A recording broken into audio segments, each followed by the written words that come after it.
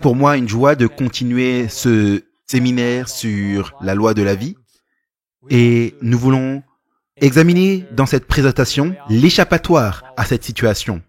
Nous avons tous vu que la maladie doit avoir une certaine cause. Si elle n'a pas de cause, nous ne pouvons pas nous en débarrasser. Et malheureusement, ce que nous avons aujourd'hui dans la science, c'est une connaissance au sujet de l'être humain et une connaissance au sujet de la façon dont les choses fonctionnent. Donc voilà pourquoi la maladie se répand et croît. Et nous essayons de régler les choses sans comprendre exactement ce que nous faisons.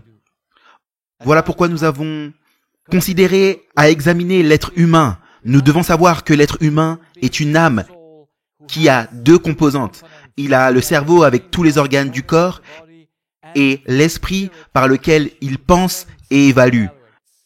Mais les deux sont des réceptacles vides, ils ont besoin de puissance.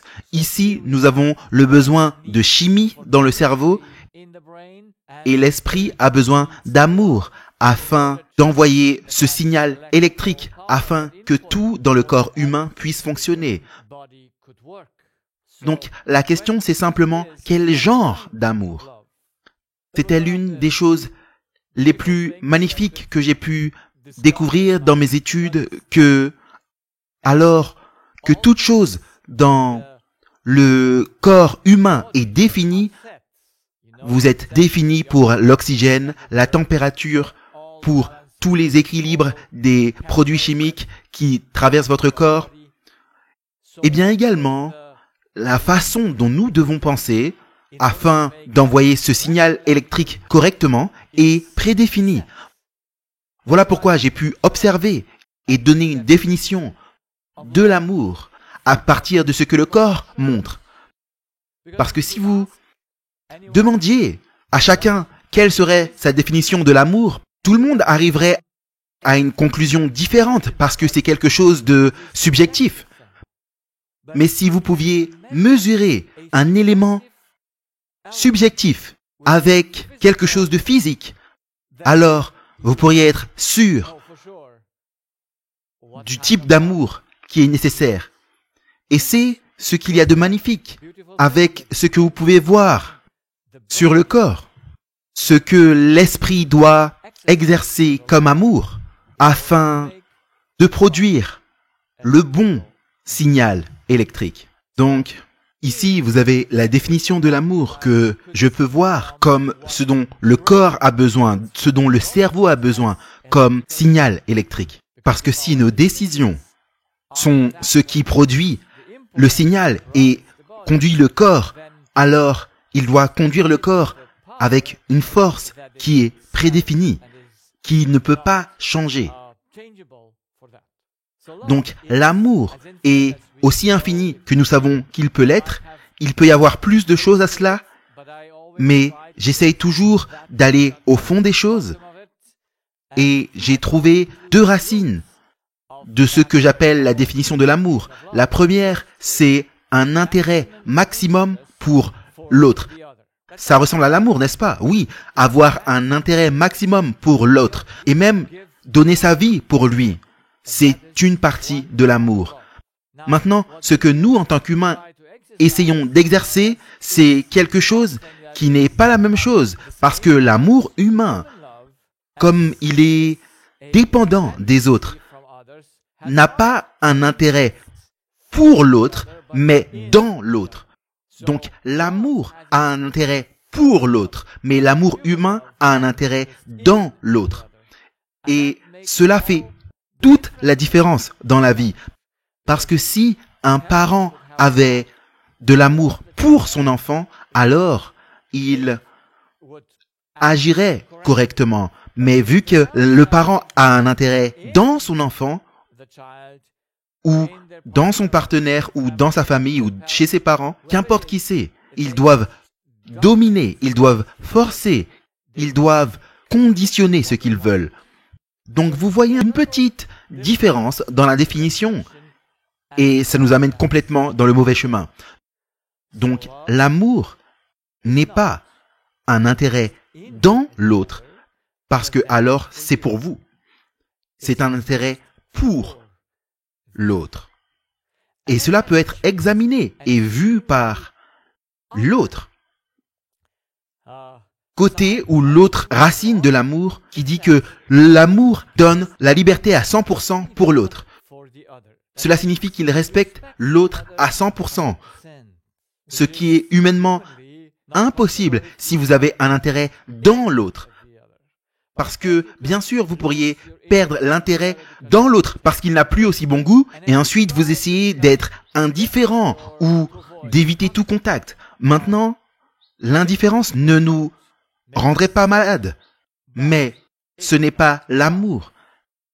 L'amour a un intérêt maximum pour l'autre, alors qu'en même temps, il donne la liberté à 100% à l'autre. Et lorsque j'ai fini par comprendre cette définition de l'amour, j'étais très heureux parce que cela s'harmonise parfaitement avec les besoins de mon esprit. N'aimeriez-vous pas avoir une partenaire ou qui que ce soit autour de vous?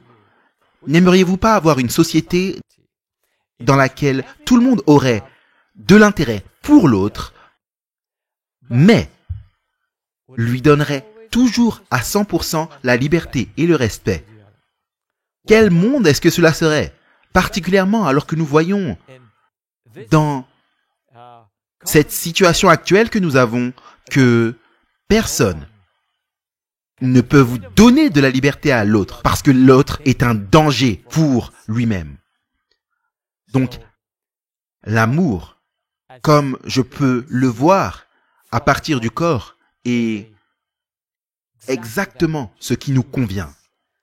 Nous aimons avoir un environnement qui a un intérêt maximum l'un pour l'autre, mais en même temps, n'interfère pas dans la volonté et dans les actions de l'autre.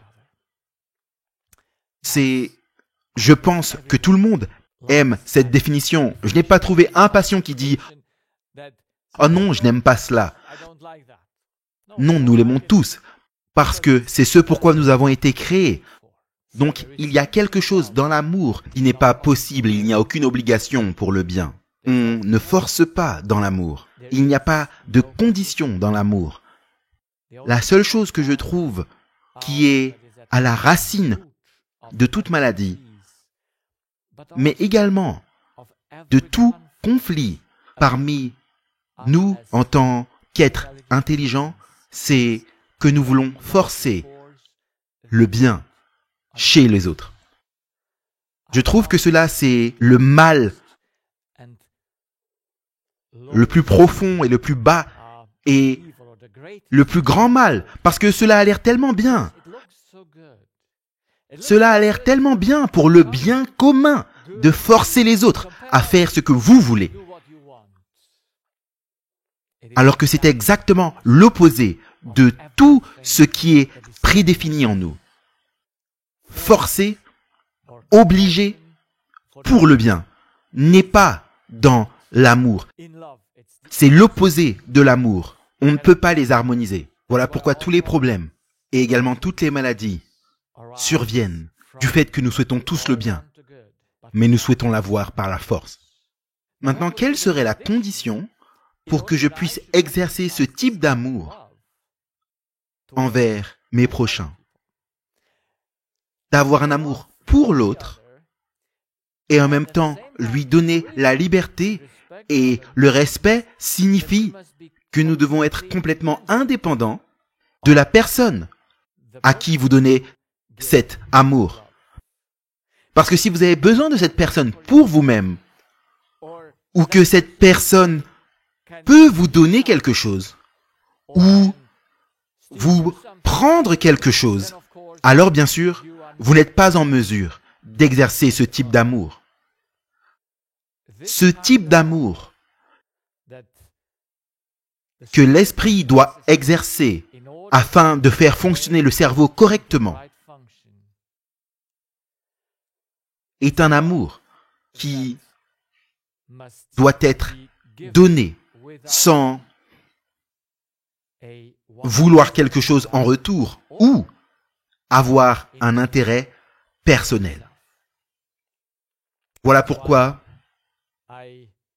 j'ai toujours douté qu'il pourrait y avoir un Dieu. Mais étant donné que j'ai vu la définition de l'amour et que l'être humain a un esprit, je suis arrivé à la conclusion claire qu'il doit y avoir un Dieu, parce que seul lui peut être cet amour, parce que seul lui est indépendant.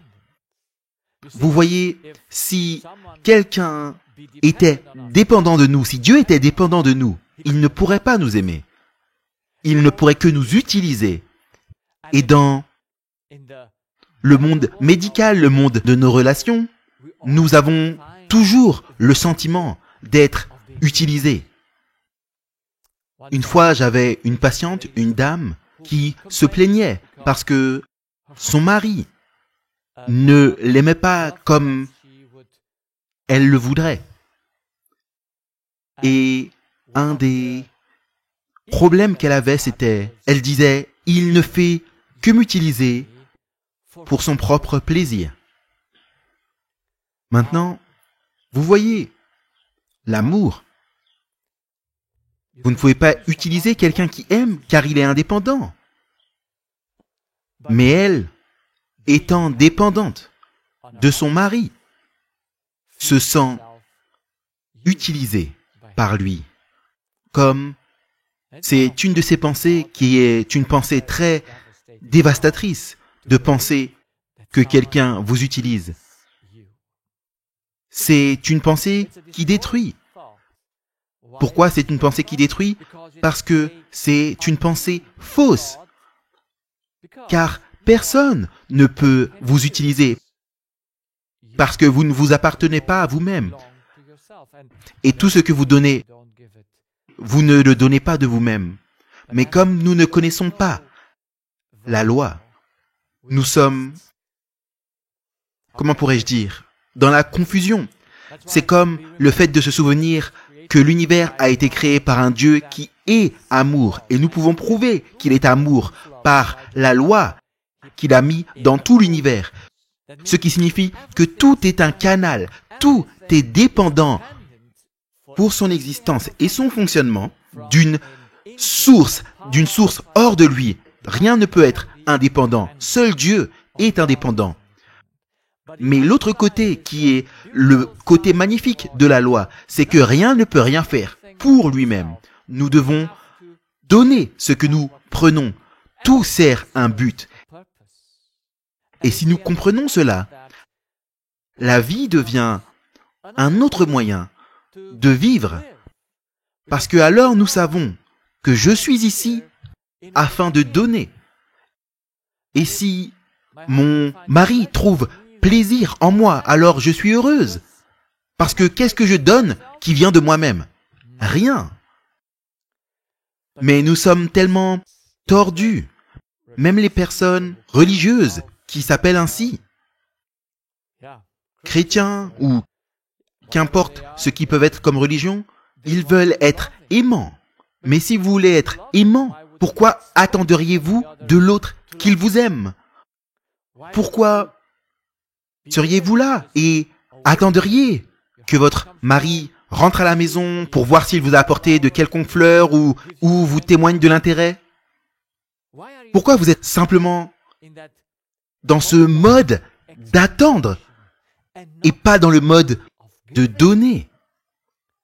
Et je crois que ça, c'est la cause pour laquelle nous ne sommes pas connectés à la source. Donc, répétons, tout le monde est construit avec un esprit et un corps. Et nous savons que le corps a besoin de chimie. Voilà pourquoi il est lié à la nature. Et de manière originale, l'esprit devait être lié à Dieu. Et ensuite, le signal électrique serait parfait et tout fonctionnerait parfaitement. C'est la même chose avec l'enfant. Lorsque l'enfant sort du corps de la mère et se lie à la nature, et avec l'éducation vers l'âge de 12 ans, l'enfant ne devrait plus avoir de cordon ombilical ici, mais il devait avoir son cordon ombilical connecté à Dieu, qui est plus grand que sa mère, et à ce dont l'enfant a besoin pour croître. Et ensuite, tout fonctionnerait parfaitement dans le corps de l'enfant. Donc, c'est le plan original, la façon dont Dieu a créé l'homme. Mais malheureusement, nous avons vu que dans notre subconscient, nous avons tous une mauvaise idée nous concernant. Nous pensons que nous sommes des dieux. Et alors que je crois que je suis un dieu, alors bien sûr, le seul problème que j'ai dans la vie, c'est Dieu. Et si je suis un dieu, alors je dois bien sûr dominer sur les humains, les animaux et tout ce qui est en dessous de moi. Voilà pourquoi cette identité terrible que nous avons prend racine là où vous avez votre origine. Voilà pourquoi la majeure partie des gens ont des problèmes avec leurs parents, car ils pensent que leur origine est chez leurs parents. Mais venons-nous vraiment de nos parents ou à travers nos parents? Donc, nous devons dominer ces personnes que nous pensons être nôtres, et ça commence avec les parents et avec toutes les autres relations que nous avons, incluant les animaux. Et nous devons être en compétition parce que ils pourraient nous prendre quelque chose. Parce qu'il n'y a un combat que entre ceux qui croient qu'ils sont dieux. Et malheureusement, l'enfant naît de la même façon. Et alors que l'enfant naît de la même façon, il est également séparé de Dieu et doit faire confiance à sa mère et à son père. Et il est très en colère lorsque la mère et le père ne font pas ce qu'il attend. Vous voyez, la dépendance de l'enfant est très belle à voir dans l'enfant envers ses parents, jusqu'à un certain âge physiologique. Mais il doit être éduqué afin qu'il puisse se connecter comme il se connecte lorsqu'il sort du corps de la mère à la nature, qui est plus grande que tout, et il devrait également se connecter à Dieu, qui est plus grand que tout esprit humain. Et donc, quand j'ai vu que nous avons tous les mêmes problèmes en commun, je pensais à comment est-ce que cela est arrivé? Comment se fait-il que nous tous, sans exception, nous avons à faire face aux mêmes problèmes? Qu'importe la chose qui le déclenche, mais la façon de penser, la façon de réagir est toujours identique chez les êtres humains. Je me suis demandé, d'où est-ce que cela vient? Donc, comment est-ce que nous sommes arrivés à avoir cette identité? Comment sommes-nous arrivés à croire quelque chose nous concernant qui n'est pas la vérité? Comment se fait-il que tous les êtres humains, de leur naissance, vous pouvez voir qu'il est possessif, tout lui appartient, et il veut dominer, diriger immédiatement? Si ce mensonge n'existait pas en nous, alors tout serait parfait dans nos relations, parce que alors nous vivrions dans la vérité. Donc comment sommes-nous arrivés à avoir toutes ces mauvaises idées nous concernant? Donc voilà pourquoi il nous faut regarder un peu plus sur la question de la loi de l'héritage. Et la loi de l'héritage, c'est ce qui prouve une origine commune. Vous voyez, d'où venons-nous?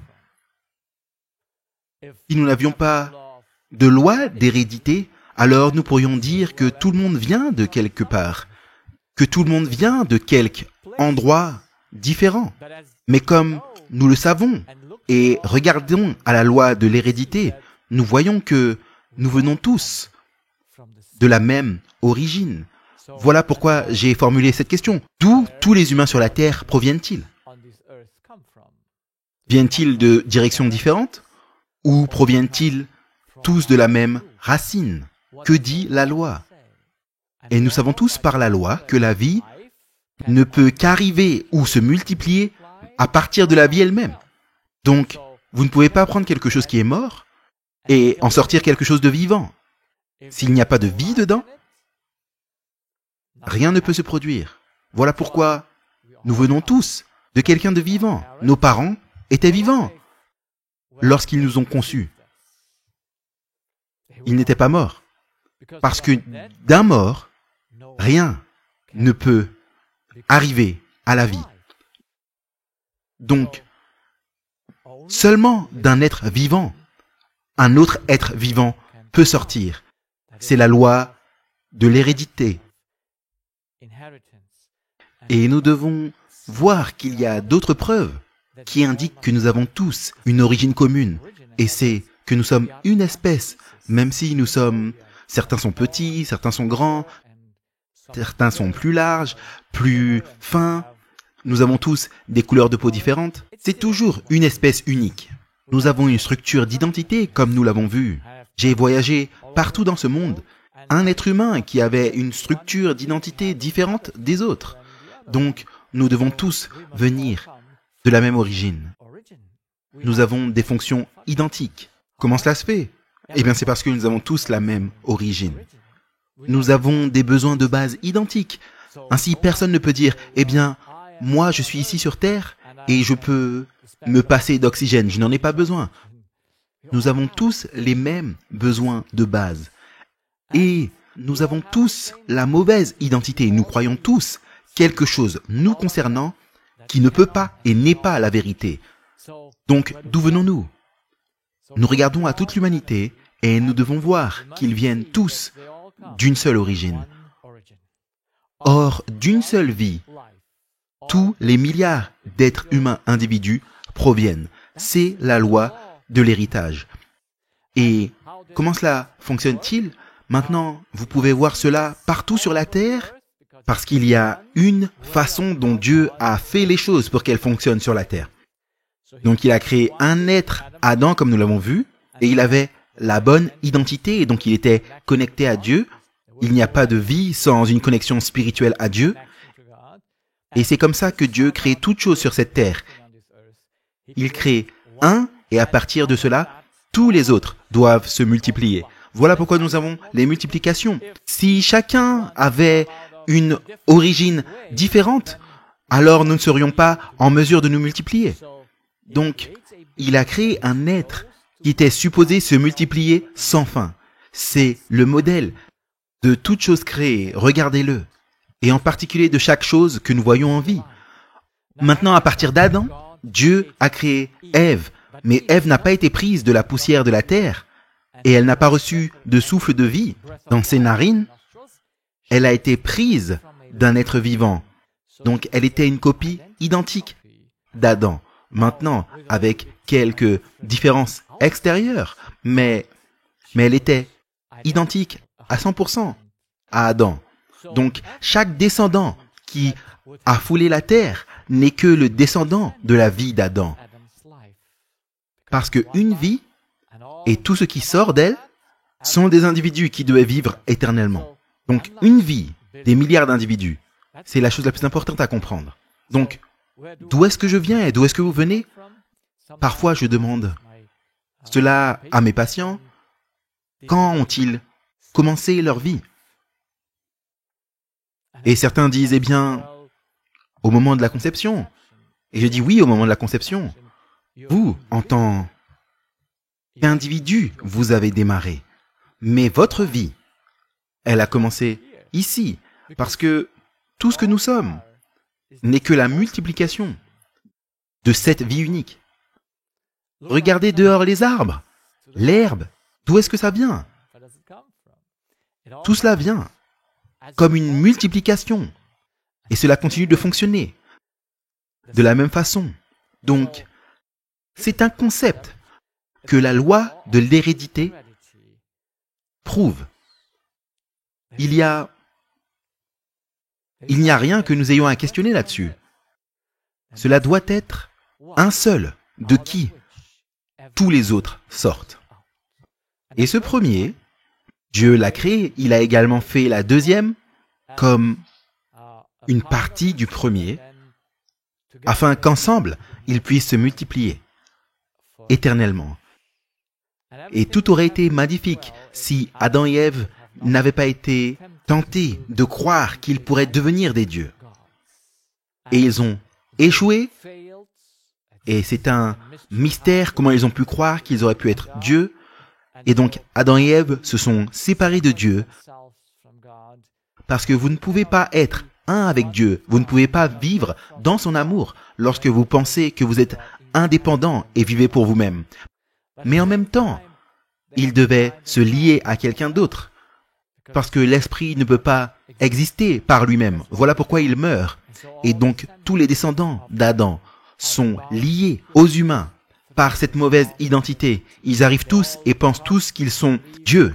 Et voilà pourquoi ils se connectent à des humains et attendent des choses des humains et les dominent. Voilà pourquoi chaque être humain est mort dès sa naissance. Nous ne vivons que parce que Dieu a trouvé une échappatoire à notre situation. S'il n'y avait pas de sortie, pourquoi la vie vaudrait-elle le coup d'être vécue? Vous voyez, lorsque j'étais plus jeune, à l'âge où j'ai vu que j'étais un être mortel, cela m'a frappé l'idée que je pourrais mourir et j'ai traversé une période d'anxiété et de grande angoisse. Et j'avais peur de mourir soudainement avec cette maladie et particulièrement une insuffisance cardiaque, tout ce qui tournait autour de mon cœur. Et à cette époque, je me disais, j'avais à peu près 26 ou 27 ans, je me disais, si j'atteignais seulement l'âge de 60 ans, je perdrais toute peur, parce que si j'arrivais à l'âge de 60 ans, à partir de là, je pourrais vivre librement et je n'aurais plus rien à perdre. Parfois, je rigole de ma façon de penser d'alors. Mais c'était que quelque part, je voulais avoir cette assurance que je pouvais au moins vivre jusqu'à l'âge de 60 ans. Mais mes amis, j'ai presque 60 ans. J'ai 57 ans dans quelques jours. Est-ce que je veux vraiment penser que j'ai atteint le but de ma vie? Je l'ai atteint, je pourrais dire maintenant, je peux mourir parce que... Non. Il y a quelque chose en moi, et je crois que c'est en vous également. Si la vie avait un but, alors vous voulez vivre ce but éternellement. Vous ne voulez pas abandonner à n'importe quel moment, parce que cela apporte du plaisir de vivre et d'accomplir le but pour lequel vous avez été créé. Donc, c'est quoi 57 ans? Ce n'est rien.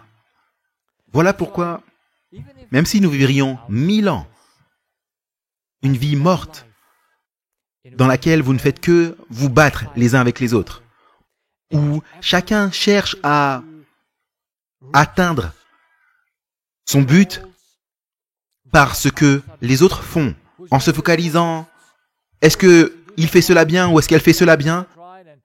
Est-ce qu'elle ne me blesse pas ou quoi que ce soit? Ce serait quoi ce type de vie? Je ne pense pas que cela vaut le coup. Voilà pourquoi nous vivons seulement pour y échapper. Mais comment cela arriverait-il? Eh bien, nous devons comprendre la façon dont l'esprit fonctionne, et je vais le répéter encore une fois, nous sommes tous nés avec une pierre lourde, peut-être 2 tonnes. Cette pierre n'est rien d'autre que la déception que nous croyons tous être Dieu, un être supérieur. Maintenant, cette pierre doit être ôtée de notre cœur, doit être ôtée de notre esprit, afin de vivre librement à nouveau. Aussi longtemps que cette pierre est là, nous sommes des êtres limités. L'esprit a été fait, s'il était nourri par Dieu, pour nous nourrir éternellement. Mais alors qu'il pense qu'il est Dieu, il est séparé de Dieu. Donc, toute sa connaissance et toutes les choses desquelles il peut se nourrir, c'est de gens comme lui. Donc, c'est une grande limitation. Et si nous ne nous débarrassons pas de cela, eh bien, cela finira par nous détruire.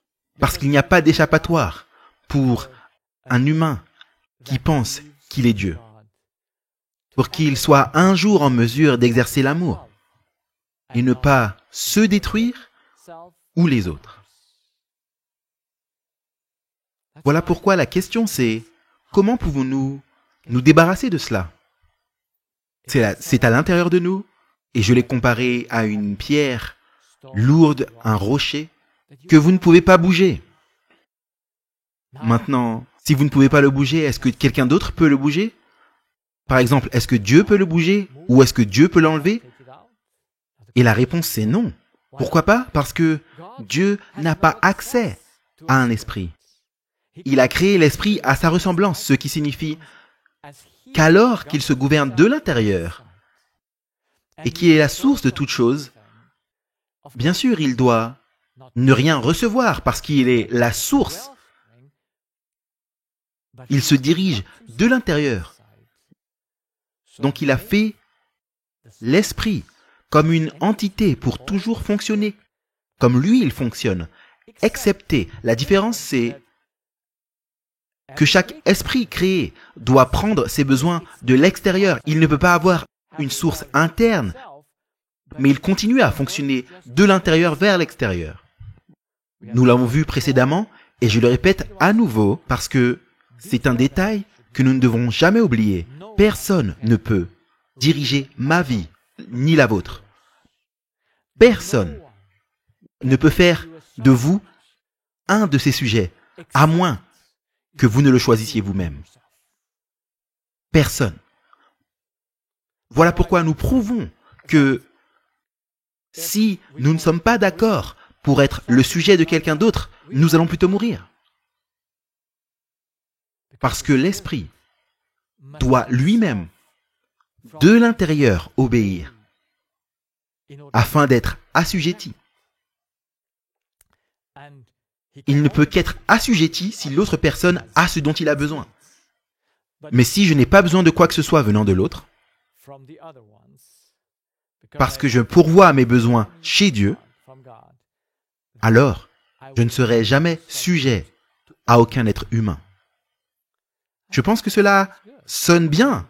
Je veux dire, j'aime ne pas être dépendant au niveau spirituel de ceux qui sont autour de moi.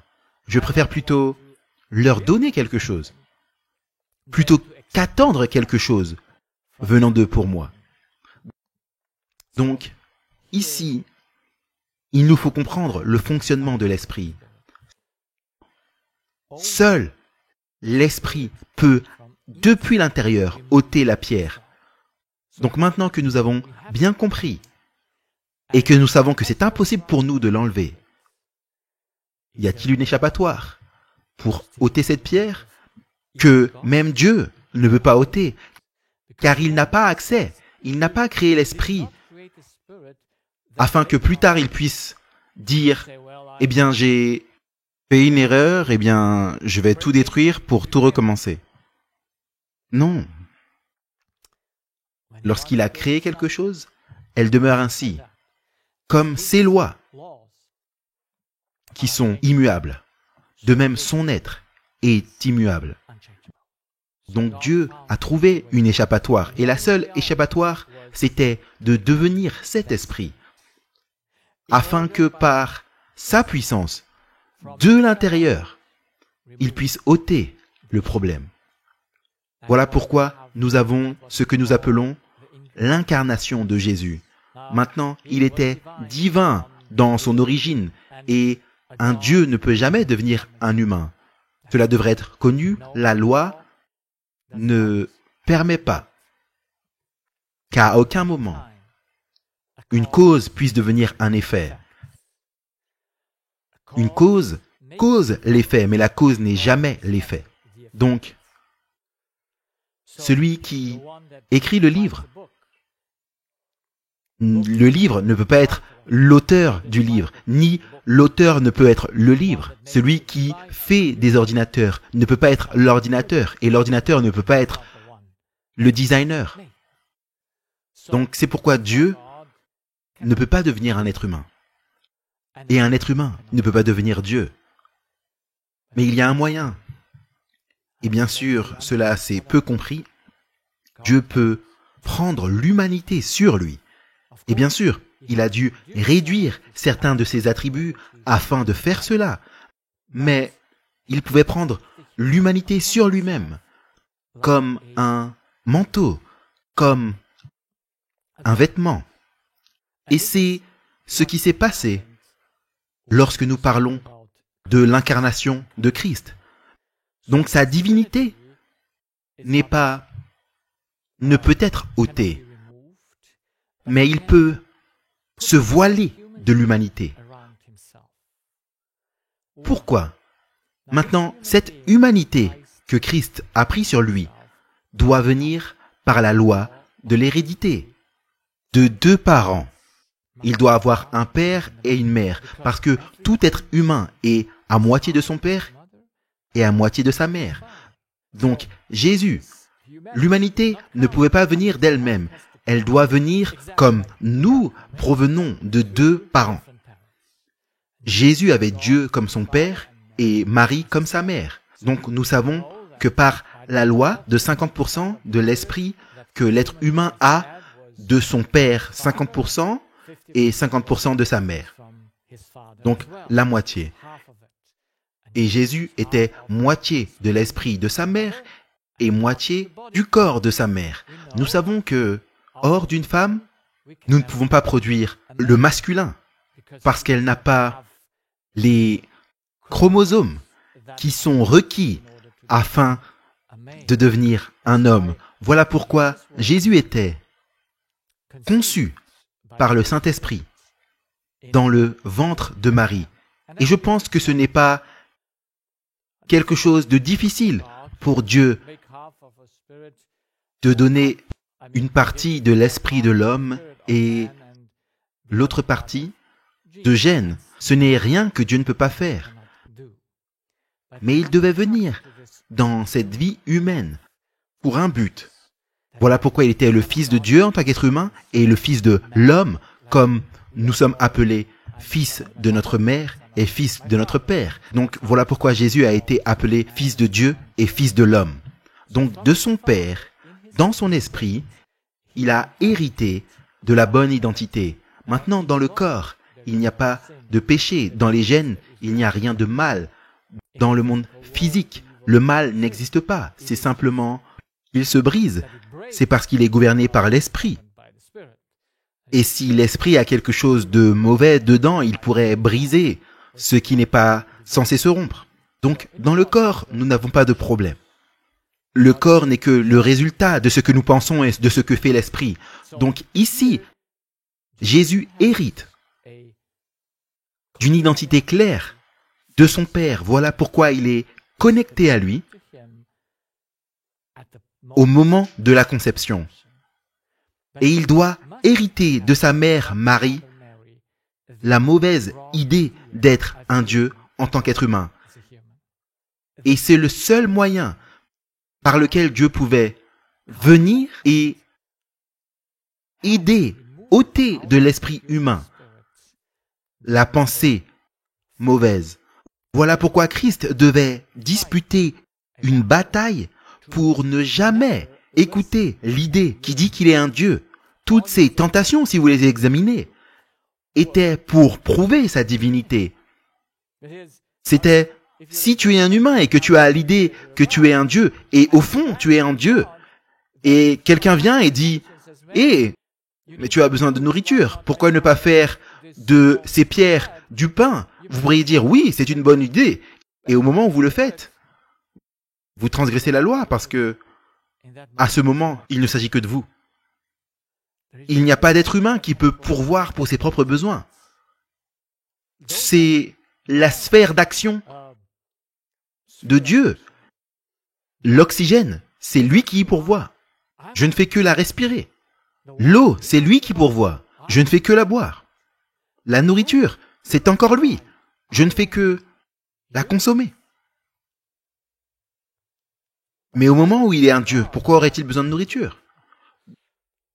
Donc vous comprenez la difficulté dans les tentations de Jésus, il a toujours été tenté de faire quelque chose par sa divinité. Mais il ne l'a jamais fait. Il a conquis avec cela en lui-même. Il n'a jamais écouté à l'idée qu'il était un Dieu, mais a vécu, a mis de côté cette divinité, ne l'a pas mis en fonction afin de vivre comme un humain. Voilà pourquoi il répond au tentateur et dit « L'homme ne vivra pas de pain seulement ». Donc il savait que sa vie n'était pas dépendante de cette nourriture uniquement, mais de celui à qui il faisait confiance pour sa vie.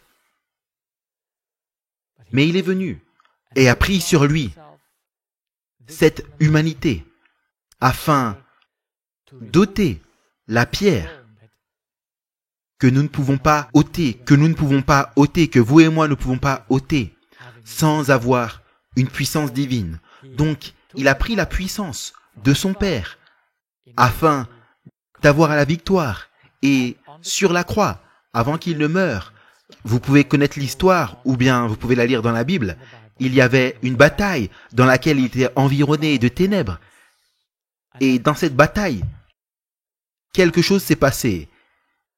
Et à l'heure finale de cette bataille, Jésus a crié « C'est fini ». Et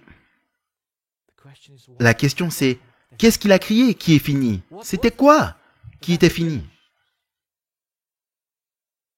Et les chrétiens, la plupart d'entre eux ne savent pas que lorsqu'il a crié « C'est fini », l'ancienne pierre, l'idée selon laquelle il est un Dieu, était ôtée de son esprit. Maintenant, il était un esprit qui n'avait pas d'hérédité, qui venait de sa mère, et qui était notre problème unique. Il devait premièrement l'ôter. Et maintenant, il a également détruit toute l'humanité. Et donc, tous les humains devaient mourir. La loi ne l'a pas tué parce qu'il n'a jamais péché. Personne ne pouvait le tuer. Et voilà pourquoi Jésus a donné sa vie. Parce que cette vie d'Adam a été détruite par cette nature de croire que vous êtes quelqu'un que vous n'êtes pas. Cette vie devait être mise à mort parce qu'elle ne pouvait pas revenir à Dieu. La Bible dit que la chair et le sang ne peuvent pas hériter du royaume des cieux. Voilà pourquoi il devait mettre cela de côté, et non pas afin de le mettre de côté à jamais. Il est mort, afin qu'à partir de l'ancien, il puisse faire du nouveau. Mais cette nouvelle vie qui est sortie de la tombe était un être humain totalement nouveau. Il n'avait maintenant aucune partie d'Adam et Ève. Il était à 100% l'enfant de Dieu. La Bible dit dans Psaume, « Aujourd'hui, je t'ai engendré ».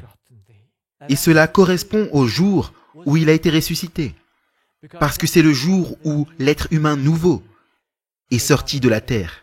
Il est maintenant à 100% fils de Dieu. Il n'y a pas deux parents. Il est une nouvelle créature. Et cette nouvelle créature est celle que la Bible appelle le deuxième Adam. Et quelque chose qui est vraiment incroyable, c'est que cette connexion entre l'humain à 100% et le Jésus divin est maintenant inséparable. Avant la croix, Christ aurait pu se dévêtir de son vêtement de l'humanité et repartir pour quitter la race humaine. Après qu'il soit sorti de la tombe, il était maintenant connecté de manière inséparable à l'humanité. Voilà pourquoi la Bible dit « Dieu a tant aimé le monde qu'il a donné son Fils unique, parce que maintenant, la divinité de Jésus demeurera pour l'éternité comme celle qui est connectée et a pour vêtement l'humanité. En lui-même, l'unité entre le divin et l'humanité a été faite. Et c'est pourquoi le péché, et le péché c'est la séparation d'avec Dieu, ne sera plus jamais possible parce que tous ceux qui sont en Christ sont une nouvelle créature et ont ce lien inséparable avec Dieu parce qu'il fait ce lien en lui-même. Donc c'est notre héritage qu'il nous a donné, c'est notre salut et c'est également notre justice. Donc, pour résumer toute chose, Adam et Ève se sont liés à l'ennemi et leur vie était perdue et toute leur descendance est venue et c'est également lié à l'ennemi et cette vie ne pouvait plus être sauvée. Cette vie, si elle demeurait ainsi, était une vie morte. Mais Dieu ne voulait pas perdre aucun individu de cette vie. Voilà pourquoi il a envoyé son Fils. Il est venu dans cette vie. Oui, il devait avoir la moitié. Il était à 50% d'Adam, pas à 100%. Il devait être lié à son Père afin d'ôter ce dont il a hérité de sa mère. Et il a ôté cela à la croix. Et il détruit le vieil homme afin de créer à la résurrection une vie totalement nouvelle. Et c'est l'échappatoire pour nous. Je suis né dans cela, dans cette vie, comme vous et tout le monde sur la terre, par naissance. La mort est déjà écrite sur nos fronts. Parce que cette vie d'Adam est une vie morte. Elle ne pourrait jamais revenir et se connecter à Dieu à nouveau. Hors d'elle, il ne peut rien avoir, rien ne peut être fait qui est bon. Voilà pourquoi cette vie est une vie perdue. Et le seul moyen pour vous et moi, c'est d'échapper à cette vie. Et de venir à celle-ci, nous devons échanger notre identité. Nous devons revenir à la vérité, savoir qui nous sommes. Sinon, il n'y a aucun moyen de sortir de cela. Vous voyez, j'avais une patiente. Elle était dans la fin de la cinquantaine et elle avait un cancer au stade presque terminal. Et je faisais des rencontres pas loin de chez elle et elle a reçu une invitation et elle m'a demandé de venir la visiter. J'ai été et j'ai fait quelques examens physiques, ça n'était pas positif. Et je lui ai demandé de son historique. Et elle a une histoire terrible. Elle était abandonnée par ses parents à l'âge de 3 ans. Vers l'âge de 12 ans, si je me souviens bien, elle a été abusée sexuellement par le frère de son ami. À l'âge de 18 ans, elle s'est mariée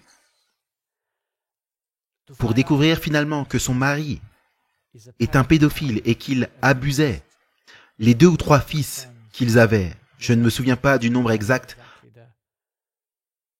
de fils qu'ils avaient.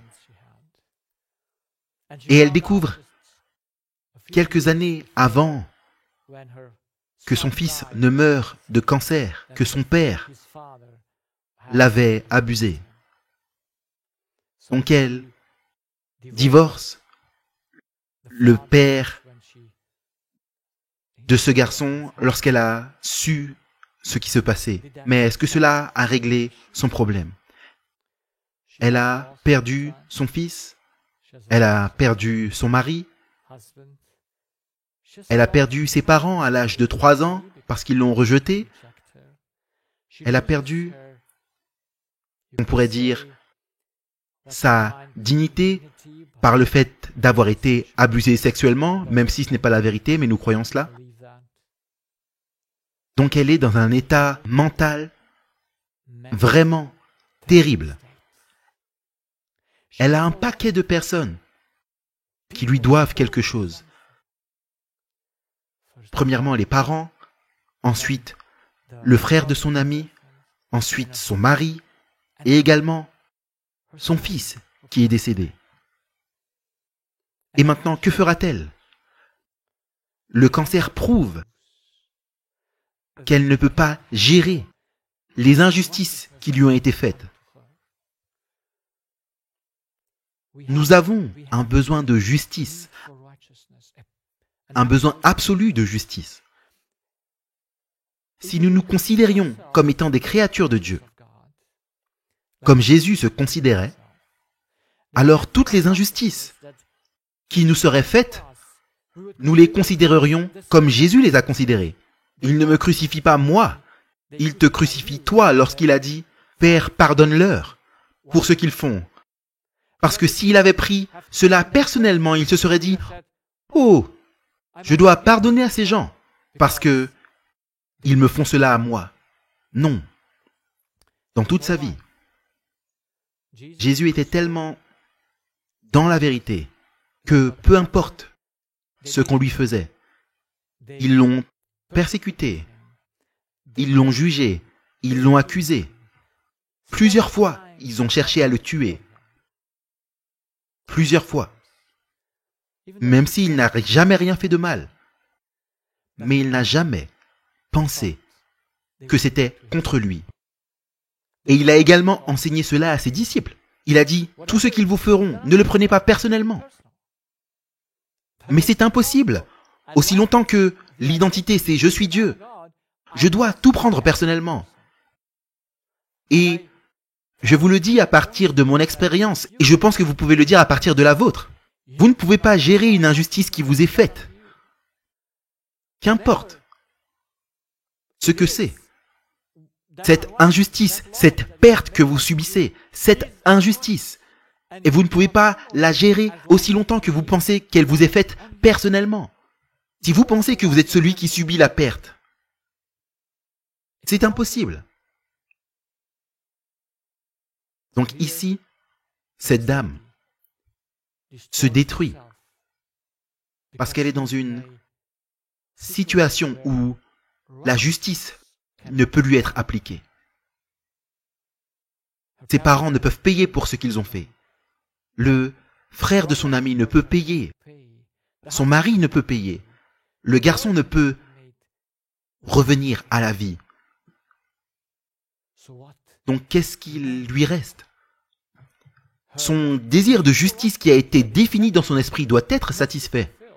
Elle ne peut pas dire « Non, je n'ai pas besoin que cela soit satisfait ». Non, ça doit être satisfait. Il n'y a aucune échappatoire.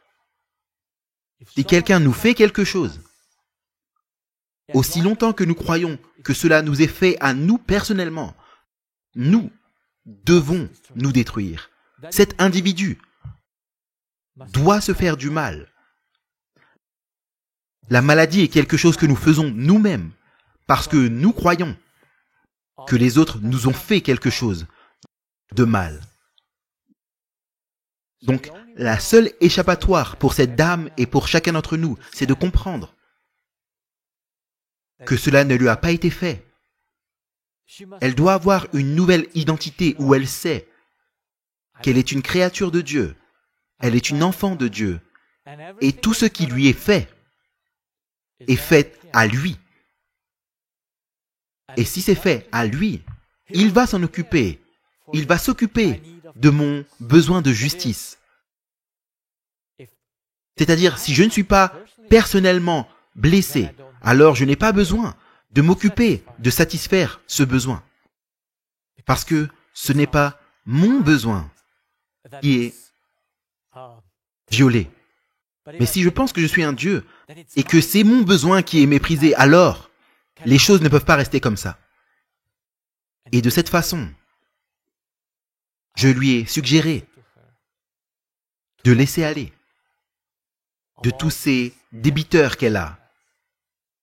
Mais comment pourrait-elle faire cela? Le seul moyen de laisser aller de ce que les autres nous ont fait, c'est de comprendre la vérité. Ce n'est pas à nous qu'ils l'ont fait. Mais afin de comprendre cette vérité, nous devons arriver dans cette vie à avoir cette identité dans laquelle nous savons qui nous sommes vraiment, alors nous serons libres. Nous serons libres. Comment est-ce que je suis passé de cette vie à celle-ci? Ça, je veux le partager avec vous dans ma présentation suivante, alors que nous arrivons à la fin du séminaire, afin de comprendre ce qui importe vraiment dans la vie et d'où vient la maladie. Donc, je suis impatient de vous voir et de partager mon histoire, où j'ai échangé ma vie.